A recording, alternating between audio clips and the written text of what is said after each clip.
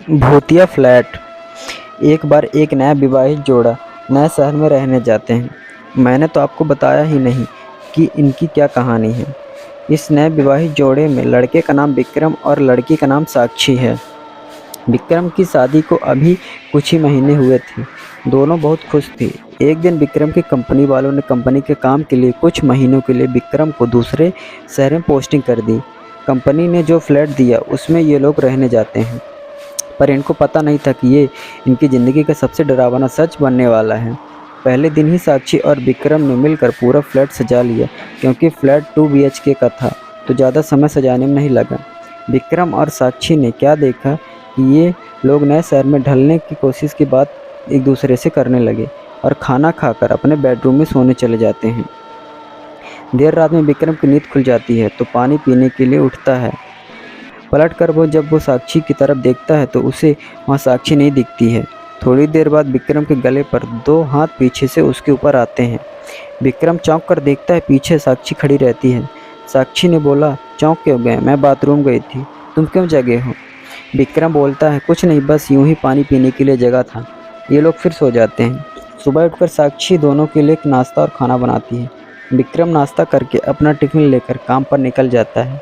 साक्षी अपने फ्लैट में अकेली सोच रही होती है, चलो जो बाकी का काम है उसे ही कर लेती हूँ। वो कपड़े धुलने के लिए वॉशिंग मशीन की तरफ जाती है, फिर मशीन में कपड़े धुलने के लिए डालकर वहाँ से चली जाती है। थोड़ी देर बाद वो वापस आती है तो देखती है कि कपड़े तो वॉशिंग मशीन में हैं ही नहीं। वो घबराकर इधर उधर ढूंढते ढूंढते अपने बेडरूम में पहुँच जाती है। वहाँ उसके सारे गीले कपड़े उसके बिस्तर पर थे। वो ये सब समझ नहीं पाती है। शाम को विक्रम के घर आने के बाद उसे ये सारी बातें बताती है। विक्रम इसे वहम समझकर बात काट देता है। विक्रम क्यों डर गया? रात में दोनों अपने बेडरूम में सोने चले जाते हैं। तभी रात में किसी की तेज सांस लेने की आवाज़ विक्रम को सुनाई देती है। विक्रम धुंधली आंखों से बैठता है और मुड़ कर देखता है तो वो बिस्तर से डर के मारे गिर जाता है। वो देखता है कि बिस्तर पर साक्षी के बगल में कोई काला साया सोया है जो एक आदमी की तरह दिख रहा था। विक्रम दौड़कर बाथरूम में जाकर पहले अपनी आँख धोता है। वापस आकर फिर देखता है तो वहाँ कोई नहीं रहता है।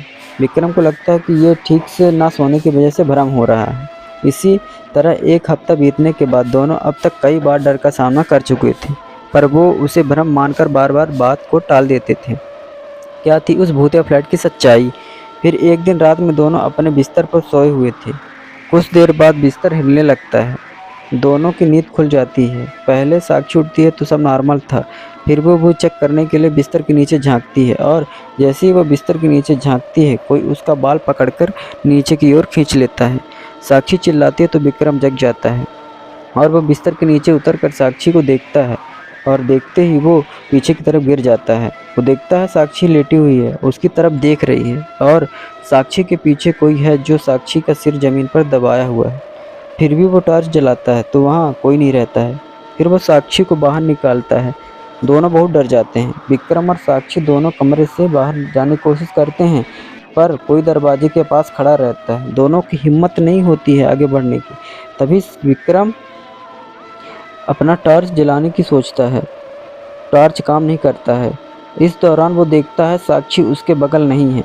वो इधर उधर देखता है तो साक्षी दरवाजे के पास खड़ी होती है और डर के इशारे से कहती है, तुम्हारे पीछे है।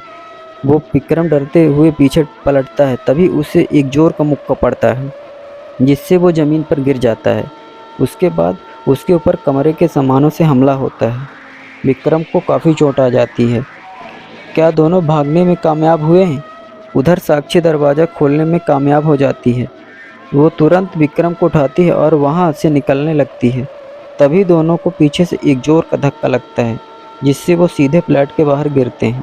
वो तुरंत ही लिफ्ट में चले जाते हैं और बिल्डिंग के बाहर पहुंचने के बाद देखते हैं कोई साया उनके फ्लैट की खिड़की पर खड़ा है जो थोड़ी देर में गायब हो जाता है और फ्लैट की लाइट भी बंद हो जाती है।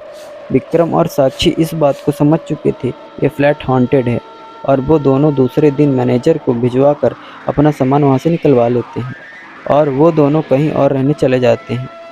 पर यह हादसा आज भी उनकी रातों की नींद उड़ा देता है। तो दोस्तों, आपको यह कहानी कैसी लगी हमें कमेंट पर ज़रूर बताएं, और कैसे कहानियाँ सुनना पसंद करते हैं ये भी कमेंट पर ज़रूर बताएं, और मेरे चैनल को सब्सक्राइब कर लीजिए दोस्तों। Thank you so much.